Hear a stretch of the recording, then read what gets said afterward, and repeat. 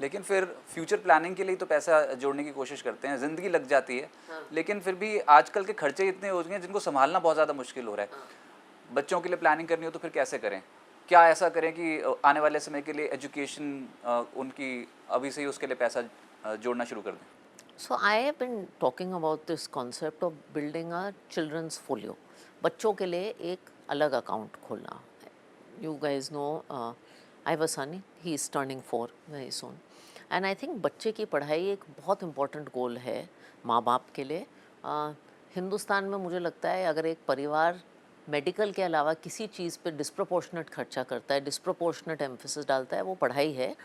क्योंकि ज़्यादातर पढ़ाई को एक ज़रिया मानते हैं तरक्की के लिए, ज़्यादातर लोगों के लिए, राइट. मैं जो हूँ पढ़ाई के कारण हूँ, मेरे पापा जो हैं उनकी पढ़ाई के कारण है, मम्मी. तो पढ़ाई बहुत अहम है. पढ़ाई महंगी भी होती जा रही है. चाहे आप बच्चे को इंडिया में पढ़ाएं, IIT IIM या मेडिकल यूनिवर्सिटी का कोर्स देख लें, प्राइवेट स्कूल की फ़ी देख लें, और बाहर पढ़ाएं तो आपको करेंसी डिप्रिसिएशन भी फैक्टर इन करनी पड़ती है. तो पढ़ाई तो महंगी होती जा रही है. अब दो पढ़ाई होती हैं. एक तो स्कूल की फ़ीस जो आप रिकरिंग बजट से दे देते हैं, एक है अंडर ग्रेजुएट जो कॉलेज की फ़ीस होती है और मास्टर्स की फ़ीस होती है. तो I recommend everyone creates a separate account for that child. जितना जल्दी कर लोगे उतना अच्छा है. I did it for my son when he was a few months old. KYC करवा लिया, पासपोर्ट वासपोर्ट बनवा दिया, फोलियो खोल दिया, उसका बैंक अकाउंट है. एंड जो भी आपका एजुकेशन गोल है उसकी तरफ एक SIP करते जाइए. अब लोग कहते हैं कि ये मुझे अलग अकाउंट क्यों करना है बच्चे का. अगर आप बच्चे की पढ़ाई का अकाउंट बनाओगे ना, आप कभी उसे रोकोगे नहीं और आप कभी उसे विड्रॉ नहीं करोगे. इतना साइकोलॉजिकल इम्पैक्ट है उस गोल का. उसको जैसे मेरे बेटे का जो इन्वेस्टमेंट अकाउंट है उसको मैं कभी देखती नहीं हूँ. I don't even count it as my wealth, क्योंकि मेरा गोल है वो तो मुझे करना ही है. दूसरा, बिकॉज आप जल्दी करते हो, आपके पास वक्त ज़्यादा होता है. So if I have a 15-year outlook and my son has to go to college in 15 years, then what I can do, I can be very aggressive in equity. Because मुझे पता है ये पैसा तो मुझे 15 साल नहीं देखना. आपने क्या बोला, कब से शुरू किया था ये आपने अपने सन के लिए investment? When he was 3-4 months. And now he is 4. He is 4. कितना बढ़ गया होगा.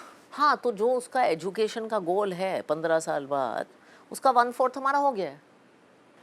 1/4 1/4 हो गया अभी से ही. क्योंकि 1/4 लाइफ हो गई है. अगर आपने 18 साल का गोल किया है और 0 से इफेक्टिवली शुरू किया है तो 1/4 गोल हो जाना चाहिए. पर अब तो पैसा बन गया. हाँ. अब जब कंपाउंडिंग का बेनिफिट शुरू होगा वो तो वो फिर और एक्सपोनेंशियल राइज हो जाएगा. बट प्लीज ऑल्सो रिमेंबर कि आप अभी की पढ़ाई की कॉस्ट देख रहे हैं. पढ़ाई की कॉस्ट भी बढ़ती है. अगर फॉरेन एजुकेशन है तो करेंसी भी डिप्रिसिएट होती है. When I went to college, जब मैं US में पढ़ी थी, Indian rupees value was I think 45-50. नहीं, फिर अभी एक बार ये समझा दो कंपाउंडिंग का कंसेप्ट कैसे लेकर आया जाए. लोगों को ना यही लगता है कि बस ये मार्केट में से जाओ, मुनाफा कमा के वापस आ जाओ.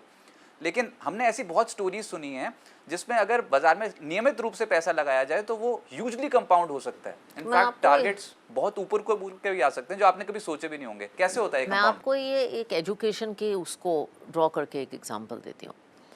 और थोड़ा सा नंबर्स लोगों को कंफ्यूज करते हैं, लेकिन मैं बताती हूँ. तो आज की तारीख में अगर आपको एक बच्चे को बाहर पढ़ाना है, 4 साल अमेरिका में पढ़ाना है, तो उसकी कॉस्ट होगी करीब 2.5 करोड़ रुपए. ठीक है. अगर ये 15 साल बाद आपको यही खर्चा करना है, क्योंकि माई सन इज़ 4, तो ये कॉस्ट होगी 10 करोड़ रुपए. 10 करोड़ 10 करोड़ आज के नहीं, 10 करोड़ 15 साल बाद के. क्योंकि एक तो आपकी पढ़ाई की कॉस्ट अमेरिका में भी 4-5 साल % बढ़ेगी, करेक्ट. दूसरा, आपका करेंसी 3-4% हर साल घटेगा.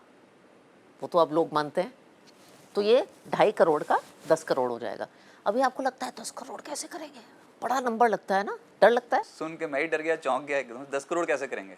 10 करोड़ अगर आपने कुछ साल पहले 1.5 लाख पर महीने की SIP करी होती तो आपके 18 साल में 10 करोड़ हो जाता.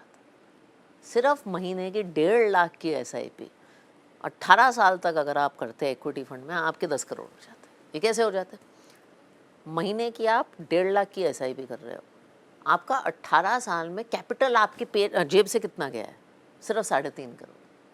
सो 10 करोड़ में से 3.5 करोड़ आपके हाथ से गया मंथली. बाकी 6.5 करोड़ कहाँ से आया?